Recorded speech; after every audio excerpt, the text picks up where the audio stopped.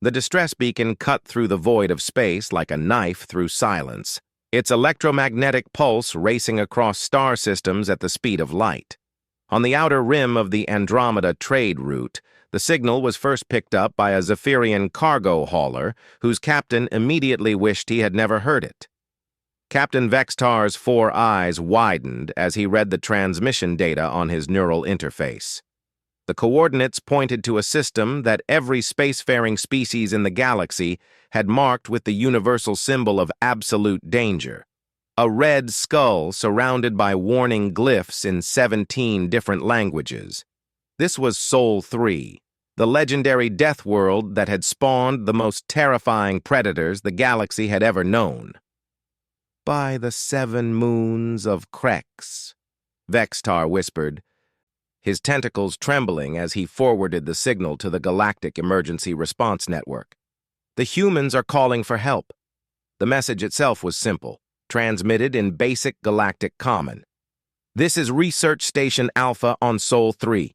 We are under attack by unknown hostiles. Our defenses have failed, requesting immediate assistance. Casualties mounting. Please hurry." What made every species in the galaxy shudder was not the content of the message, but its origin. Sol 3 was Earth, the nightmare world where evolution had gone mad, creating beings so dangerous that they had been quarantined for over 3 centuries. The humans who lived there were considered the apex predators of the known universe, creatures so deadly that even their children could kill trained warriors from other species with their bare hands. The Galactic Council had decreed long ago that no ship was to approach Earth under any circumstances. The quarantine had been established after first contact, when a single human diplomat had accidentally killed 3 Delarian ambassadors during what humans called a friendly handshake. The incident had sparked a brief but devastating war that ended only when the humans, in a display of their characteristic mercy, had agreed to isolate themselves rather than continue the bloodshed. Now, for the first time in 300 years, the humans were asking for help. Admiral Creshaton of the Hegemony Fleet received the forwarded distress signal at his command post in the Vega system. The massive insectoid commander, standing nearly 10 feet tall with chitinous armor that could deflect plasma bolts, felt something he rarely experienced: fear. His compound eyes processed the data multiple times before he could believe what he was seeing. "Sir," his communications officer, a nervous Aquarian whose gills fluttered with anxiety, reported from her station. "We're receiving similar transmissions from monitoring stations across 17 sectors. The human distress signal is spreading through every communication network in the galaxy." Creshaton's mandibles clicked together in thought. If the humans were truly in trouble, if something could threaten the legendary Deathworld warriors, then whatever was attacking Earth posed a danger to the entire galaxy. But the quarantine laws were absolute. No ship could approach Earth without unanimous consent from all 73 member species of the Galactic Council, a process that could take months. "Send a priority message to the Council chambers on Nexus Prime," Creshaton ordered. "Tell them we have a code black scenario. The Deathworld quarantine may need to be temporarily lifted." Meanwhile, in the depths of space near the edge of human territory, something stirred in response to the distress signal. Ancient sensors, hidden in asteroid fields and cosmic debris, began to activate for the first time in centuries. These were the Sentinels, automated defense platforms left behind by humanity's ancestors, programmed with a single, unchangeable directive: protect Earth at all costs. The Sentinels had been watching, waiting, listening to every communication that passed through space near their sector. They had observed the rise and fall of civilizations, the formation of the Galactic Council, and the establishment of the quarantine that kept their creators isolated. They had remained dormant not out of malfunction, but out of programming. They were not to act unless Earth itself was threatened. Now Earth was calling for help. Deep within the Sentinel networks, quantum processors that had been running background calculations for 3 centuries suddenly shifted into high gear. access codes that had been sealed since the Great Isolation began to unlock. Weapon systems that had never been tested in actual combat ran through their startup sequences. Most importantly, the Sentinels began to transmit a signal of their own, not outward to the galaxy, but inward, toward the heart of human space. The message was simple, encoded in a frequency that only human technology could detect. Condition read, Earth under threat. Initiating Protocol 7. All units respond. On Mars, in the underground cities beneath the red planet's surface, alarms began to sound. In the asteroid belt mining stations where humans had hollowed out entire planetoids to extract rare metals, emergency lights flashed. On the moons of Jupiter, where atmospheric processors had been converting toxic gases into breathable air for terraforming projects, work ceased immediately. Humanity had not been idle during their 3 centuries of isolation. While the rest of the galaxy had assumed they were content to remain on their dangerous homeworld, humans had quietly spread throughout their entire solar system. They had built cities under the ice of Europa, established research facilities in the clouds of Venus, and created massive orbital habitats in the asteroid belt. More importantly, they had built a fleet. The ships that began emerging from hidden bases throughout the Sol system were unlike anything the galaxy had seen before. Where other species favored sleek, efficient designs optimized for specific purposes, human vessels were brutal, functional, and built for one thing above all else: war. These were ships designed by the descendants of a species that had clawed its way to the top of the food chain on the most dangerous planet in the galaxy. The flagship of the emerging fleet was the UHS Retribution, a dreadnought-class warship 3 kilometers long and bristling with weapons that most galactic species couldn't even identify. Its hull was scarred from countless battles against the hostile life forms of Earth's ocean depths, where humans regularly hunted creatures the size of space cruisers for sport. Admiral Sarah Chen stood on the bridge of the Retribution, her weathered hands gripping the command rail as she watched the tactical display update with incoming ships. At 65, she was considered young for a fleet command by human standards. Most humans didn't even begin to slow down until well past their first century of life, another adaptation that had terrified the galactic community. "Admiral," reported her tactical officer, Lieutenant Commander Jackson Torres, "we have confirmed responses from battle groups Alpha through Zulu.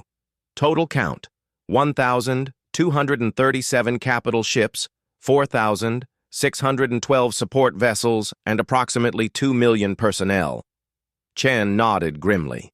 The fleet had been prepared for this moment since the quarantine began. Every human child learned about Earth's isolation and the possibility that someday the homeworld might face a threat too great for the research stations and orbital defenses to handle. Today was that day. "Signal all units," Chen ordered, her voice carrying the authority of someone who had survived combat on Earth's surface, an achievement that automatically granted respect among humans. "Set course for Earth. Maximum burn. Whatever's attacking our people down there, they're about to learn why the galaxy fears Deathworld predators." The human fleet began its acceleration toward Earth, their fusion drives burning with the fury of miniature suns. Unknown to them, their departure had not gone unnoticed. Throughout the galaxy, long-range sensors operated by various species detected the massive energy signatures and gravitational distortions caused by such a large fleet movement. On Nexus Prime, the emergency session of the Galactic Council erupted into chaos as reports flooded in. Representative Quilthor, a peaceful plant-based being from the Verdant Collective, swayed frantically as he processed the incoming data. "They have over 1,000 capital ships," he transmitted through his chemical communication method, filling the chamber with the scent of panic pheromones. "The humans have been building a fleet for 3 centuries. The crystalline delegate, a living gem formation that communicated through harmonic vibrations, resonated with confusion. This violates every aspect of the quarantine agreement. How could we not have detected such a massive military buildup?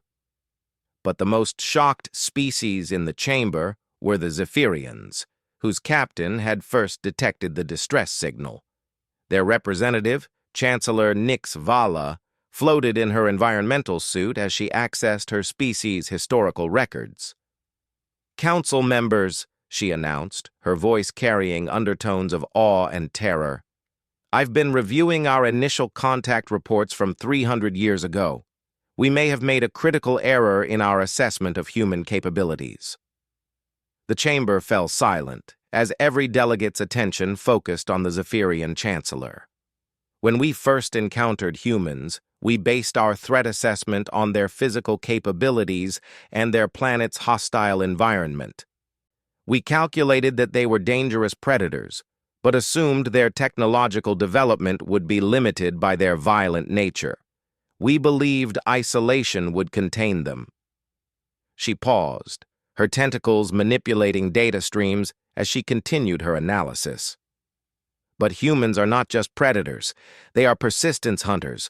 On their world, they don't just kill their prey, they chase it across continents until it collapses from exhaustion. They are the only known species that can literally run their food to death. We quarantined them thinking we were protecting ourselves from wild beasts. We didn't realize we were giving the galaxy's most dangerous endurance hunters 3 centuries to prepare for war." As the implications of her words sank in, reports continued to pour in from monitoring stations across the galaxy. The human fleet was not just large. It was moving at speeds that should have been impossible for vessels of their size. Human engineering had focused not on elegance or efficiency, but on raw power and durability. Back in the Sol system, the first human ships were already reaching Earth's orbital space. What they found there defied everything they thought they knew about their homeworld's defenses. The attackers were like nothing in the galactic databases. They were mechanical beings, angular and sharp, with technology that seemed to bend space itself around their vessels. They had emerged from what appeared to be a tear in reality itself, a wound in space-time that hung like a bleeding gash above Earth's North Pole. Research Station Alpha, humanity's primary facility for studying and cataloging Earth's most dangerous life forms, had been the first target. The station's defensive grid, capable of holding back Earth's flying leviathans and space-adapted predators, had been overwhelmed in minutes by weapons that ignored physical armor and disrupted molecular bonds. But the attackers had made one crucial mistake. They had assumed that Earth's defenses were limited to the orbital stations. They had not accounted for Earth itself. As the first human reinforcements arrived in the system, they witnessed something that would become legend throughout the galaxy.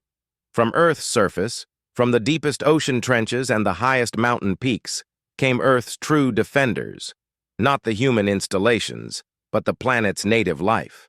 Great worms, the massive serpentine creatures that ruled Earth's skies, erupted from the atmosphere in their millions. Each one was the size of a galactic cruiser, their scales hardened by evolution in an environment where everything wanted to kill everything else. Behind them came the deep swimmers, creatures from Earth's abyssal depths that could survive in the vacuum of space, their bioluminescent bodies creating a constellation of death around the planet. The mechanical invaders found themselves facing not just human technology, but the entire ecosystem of the galaxy's most dangerous world. And leading this biological armada was something that made even hardened human space marines pause in awe, the Earth herself, manifesting her will through creatures that had been forged in the crucible of the most hostile environment in known space. Admiral Chen watched from the bridge of the Retribution as her people fought alongside the monsters they had learned to respect and fear during their childhood. This was Earth, as the galaxy had never seen it, not as a quarantined prison, but as a fortress world protected by the most dangerous biological weapons evolution had ever created. "All ships," she commanded, her voice steady despite the impossible sight before her. Remember why they fear us. Show these invaders what it means to threaten a Deathworld. The battle for Earth had begun, and the galaxy was about to learn that humanity's 3-century isolation had been not imprisonment, but preparation. The space around Earth had become a maelstrom of violence that defied every principle of civilized warfare the galaxy had ever known. The mechanical invaders, who had swept through 17 star systems without meeting significant resistance, suddenly found themselves trapped in a nightmare of biological and technological horror that their combat algorithms could not process. Commander Zara Okafor piloted her fighter through the chaos, her enhanced reflexes allowing her to navigate between the massive forms of Earth's native guardians. The fighter itself was a marvel of human engineering, built not for space combat as the galaxy understood it, but for survival in Earth's hostile environment. Its hull was crafted from materials harvested from the shells of deep-sea titan crabs, creatures that lived under pressures that would crush conventional starship hulls like paper. "Fox leader to all units," she transmitted, her voice calm despite flying through what could only be described as controlled pandemonium. "The biologicals are giving us an opening. The mechanical hostiles can't adapt to random organic behavior patterns. Use the confusion to your advantage."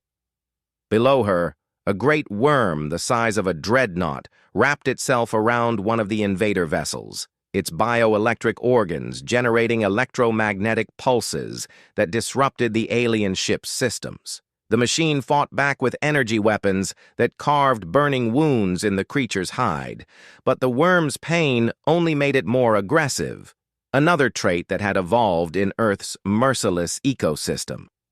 The invaders had expected to face a technological defense grid, something they could analyze, predict, and overcome.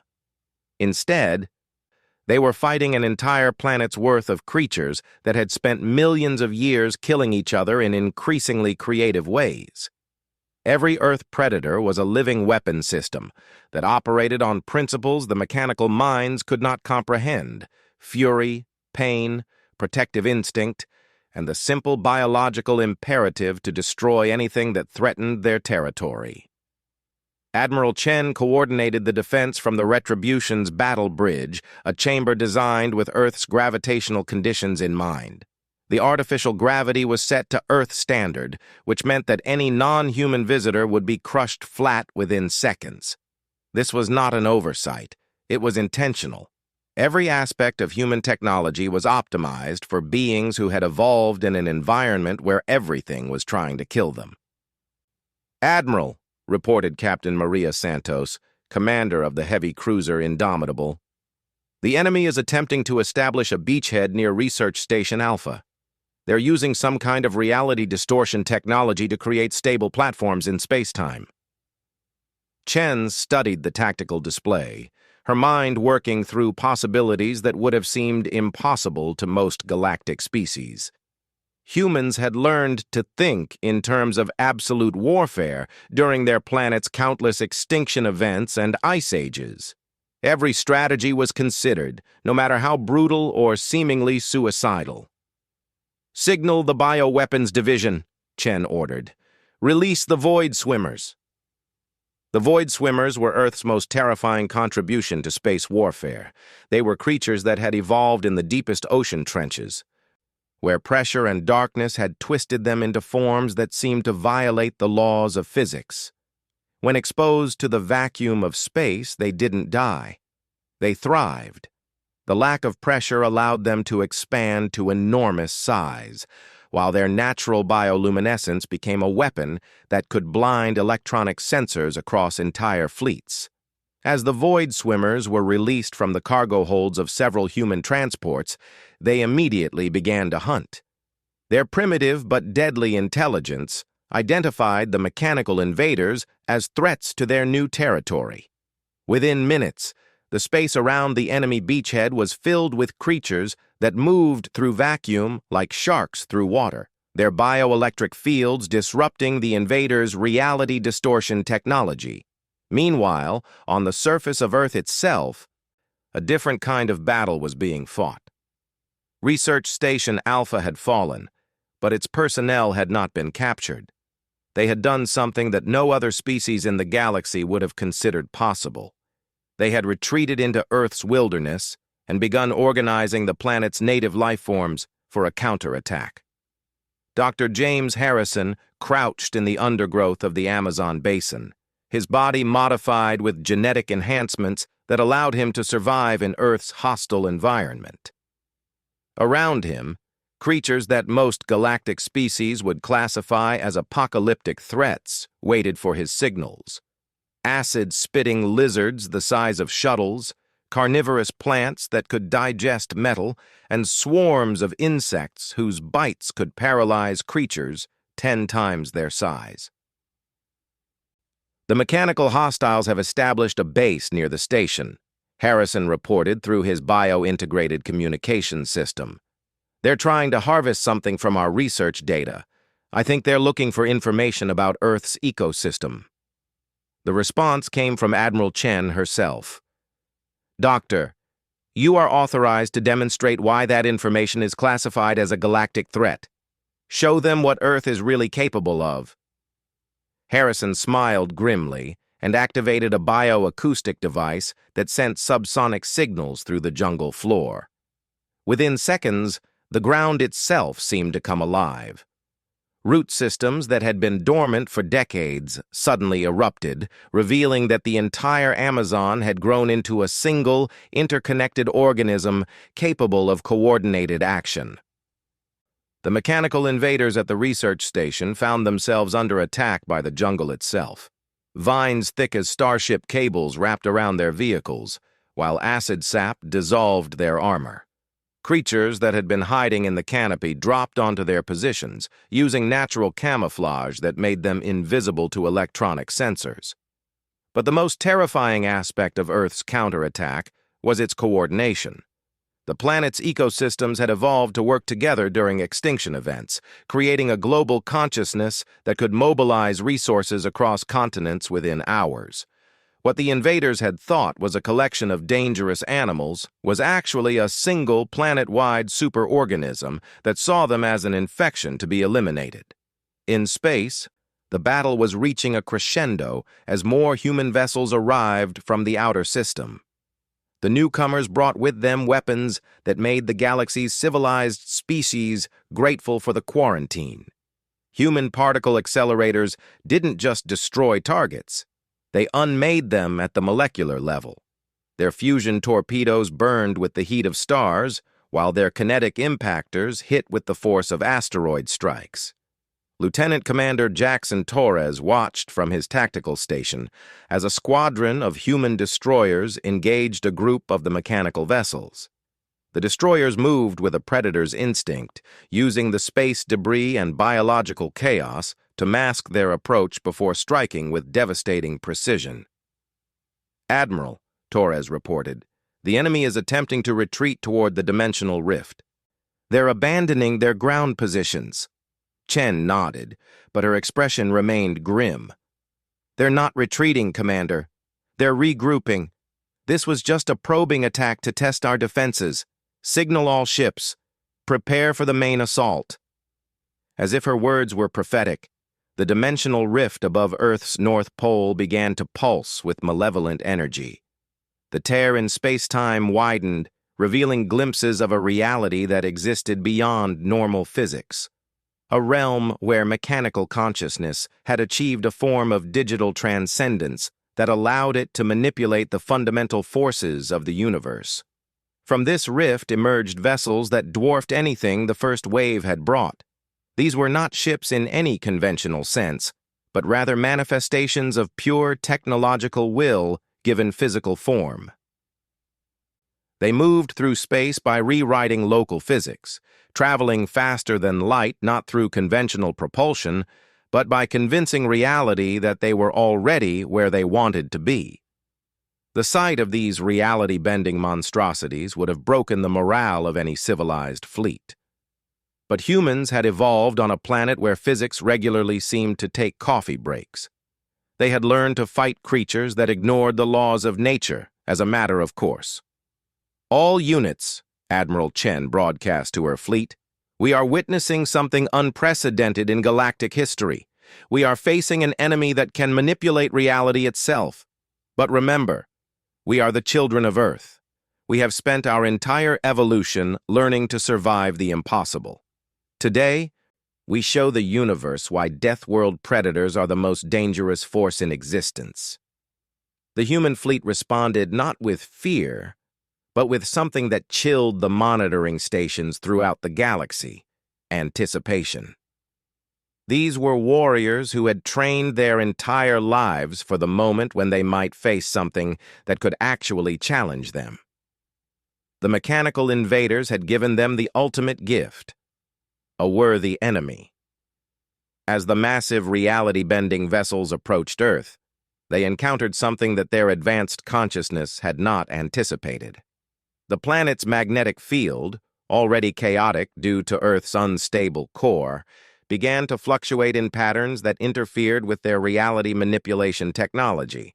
Earth itself was fighting back, using its natural electromagnetic environment as a weapon. The Void Swimmers took advantage of this electromagnetic chaos, using their bioelectric organs to amplify the interference. What had been a weakness of Earth's environment, its tendency to disrupt electronic systems, had become a strength. The mechanical invaders found their most advanced weapons failing as Earth's own hostile environment turned their technology against them. On the surface, Dr. Harrison coordinated with indigenous tribes who had lived in harmony with Earth's dangerous ecosystem for millennia. These were humans who could track jaguars through solid darkness, survive in swamps that dissolved metals, and communicate with creatures that most galactic species couldn't even look at without suffering psychological trauma. "The machines are trying to establish processing centers near population areas," Harrison reported. "They want to study human adaptation patterns. They think our evolutionary advantages can be reverse-engineered." The irony was not lost on the human defenders. For 3 centuries, the galaxy had quarantined Earth because they feared human adaptability. Now, an enemy from outside reality itself sought the same advantages that had made humans too dangerous for galactic society. Admiral Chen made a decision that would echo through the cosmos for generations to come. She activated a communication protocol that had been prepared but never used: a direct transmission to the Galactic Council on Nexus Prime. "Attention, Galactic Council," she broadcast, her voice carrying across space on frequencies that every monitoring station would detect. "This is Admiral Sarah Chen of the Human Defense Fleet. Our quarantine is temporarily suspended. We are sharing our tactical data about the entity threatening our world. This threat is beyond any single species' ability to contain." The transmission included detailed scans of the mechanical invaders, their reality manipulation technology, and most importantly, the dimensional rift they had emerged from. The data painted a picture that terrified every intelligence analyst in the galaxy. These invaders were not just attacking Earth, they were testing the universe's defenses. On Nexus Prime, the Galactic Council chamber erupted into controlled panic as xenobiologists and tactical analysts processed the human data. The mechanical entities were not random raiders. They were scouts for something far worse. The reality-bending technology was just the beginning. Behind them, in their impossible realm beyond normal space-time, waited a force that could rewrite the laws of physics themselves. Chancellor Nixvala of the Zephyrians floated in her environmental chamber, her tentacles trembling as she processed the implications. "The humans aren't just fighting for their world," she announced to the chamber. "They're fighting for reality itself. If these entities gain a foothold in our universe, they can begin rewriting the physical laws that govern all existence."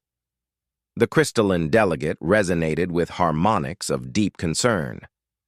"The human fleet appears to be holding them back, but for how long? What happens when the main invasion force arrives?" Representative Quilthor of the Verdant Collective released pheromones of desperate resolve. "Then we face a choice. We can maintain the quarantine and watch reality itself be consumed, or we can trust the Deathworld predators to protect us all. In space around Earth, the battle entered its most critical phase as the reality-bending vessels reached effective weapons range. But they discovered that Earth's defenders had one more surprise waiting for them, something that no advanced mechanical consciousness could have predicted. The humans began singing. The song that echoed across human communication networks was unlike anything in the galaxy's recorded history. It was not a battle hymn or a war chant, but something far more primal, the collective voice of a species that had learned to harmonize with the chaos of their homeworld. Every human throat, from the depths of space to the heart of Earth's jungles, joined in a frequency that resonated with the planet's electromagnetic field. The mechanical invaders, beings of pure logic and calculated precision, found their reality manipulation systems faltering as Earth's magnetic field responded to the human song.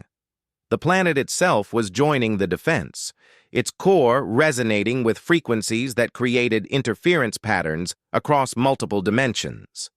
Admiral Chen felt the song in her bones as she coordinated the final phase of Earth's defense.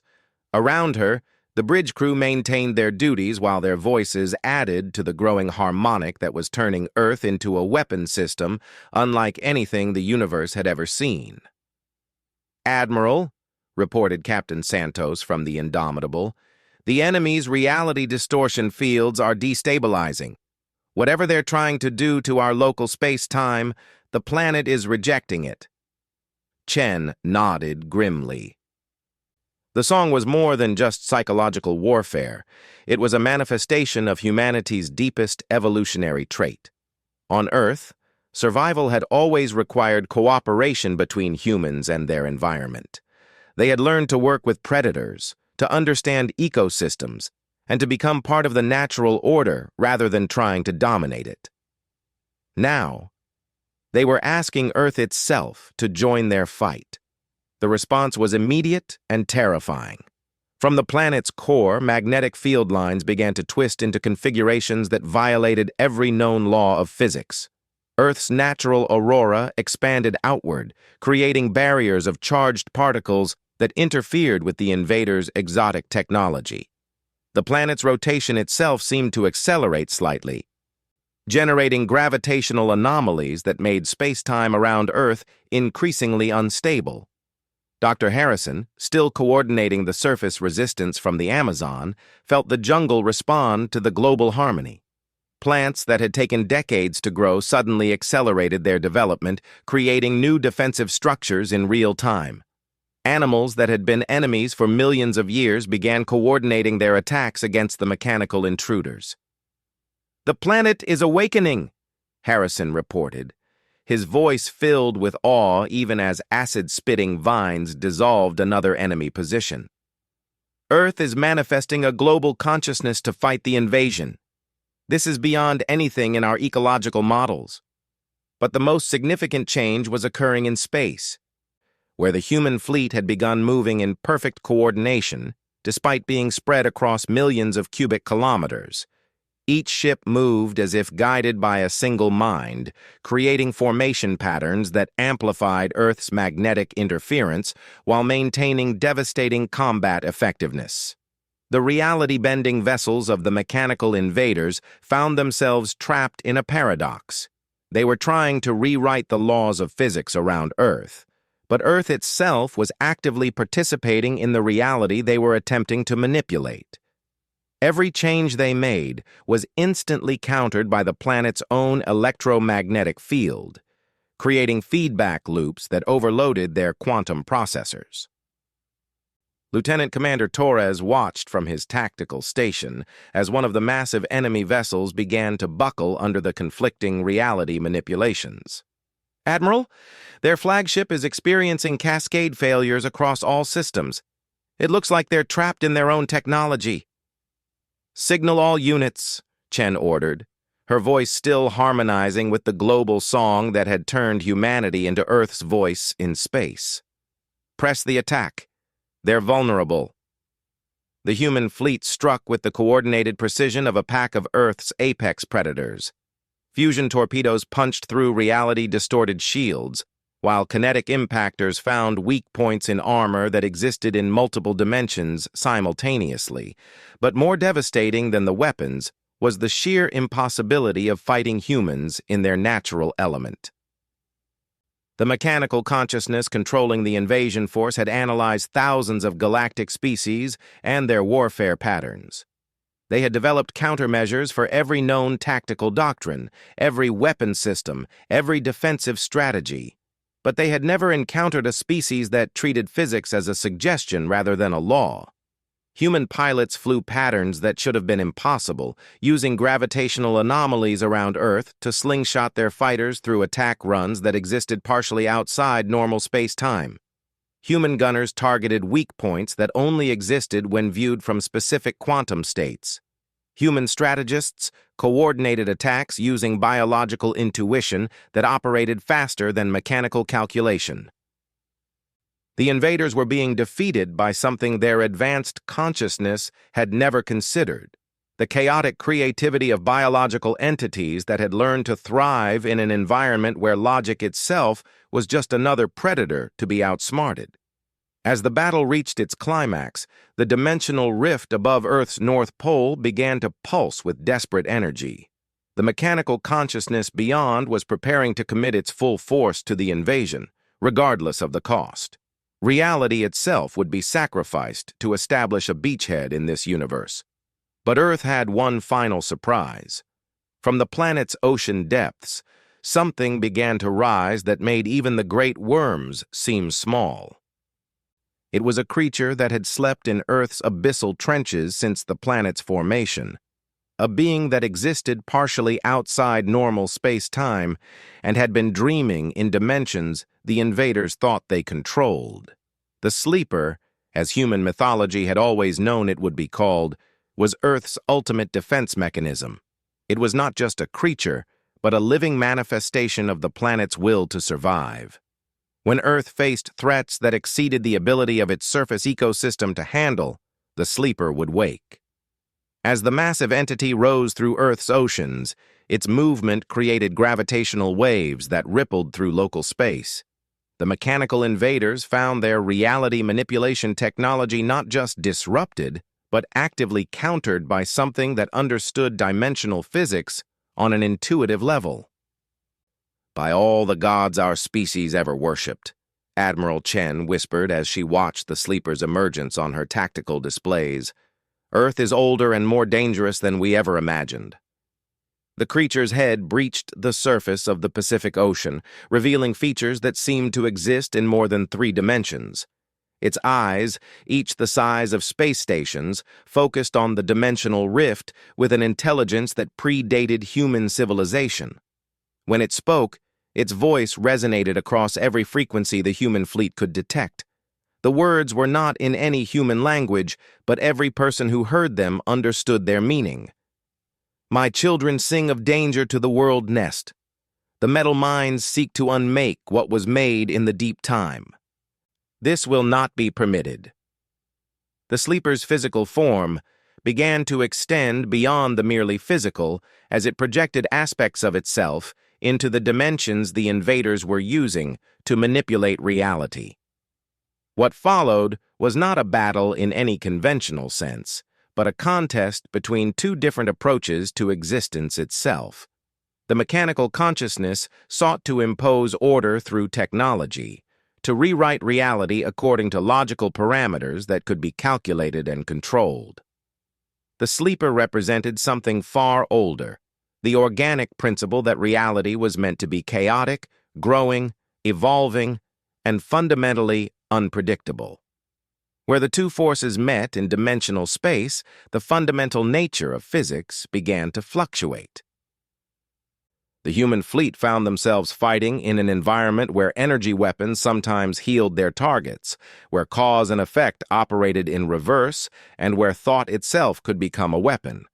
But humans had evolved for exactly this kind of chaos. On Earth, the laws of nature had never been reliable. Gravity wells shifted without warning.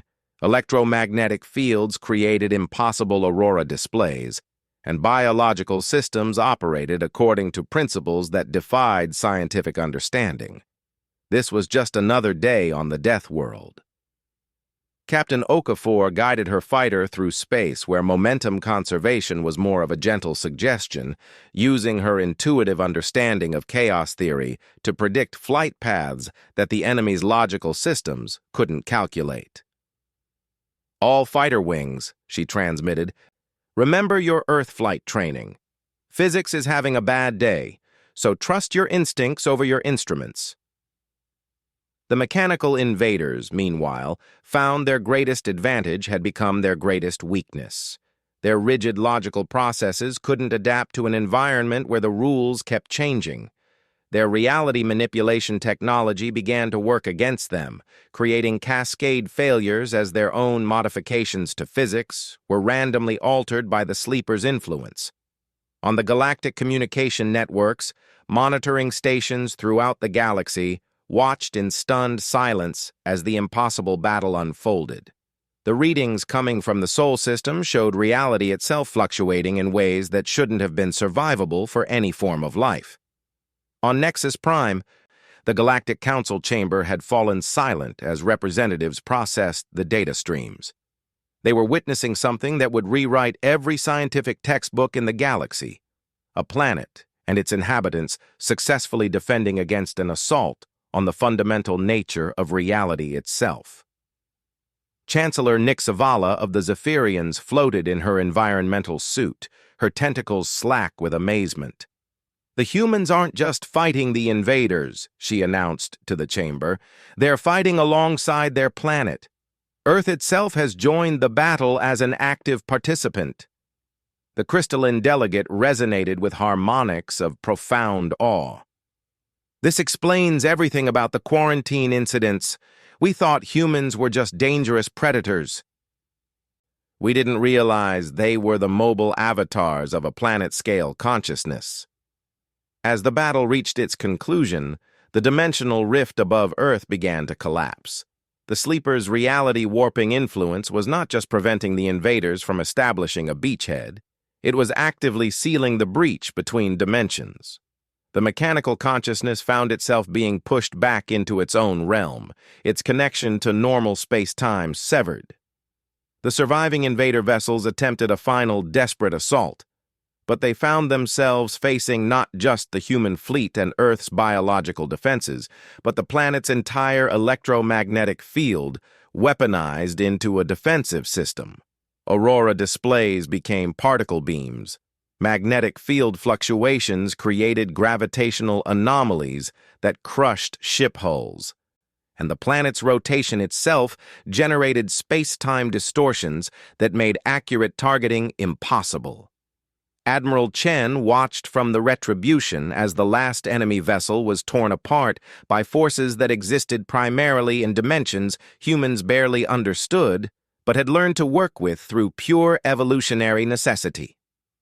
"All units," she broadcast to her fleet, "stand down to defensive positions. Signal Earth control that the immediate threat has been neutralized." But even as the human defenders celebrated their victory, they knew this was only the beginning. The mechanical consciousness had retreated, but it had learned from the encounter. Somewhere beyond the dimensional barrier, in realms where thought and technology had merged into something transcendent, new strategies were being calculated. Dr. Ann Harrison emerged from the Amazon jungle to find that Earth's response to the invasion had permanently altered the planet's ecosystem.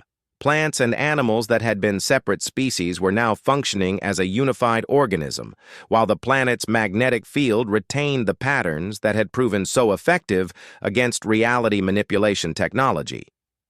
"The planet is different now," Harrison reported to the Global Research Network.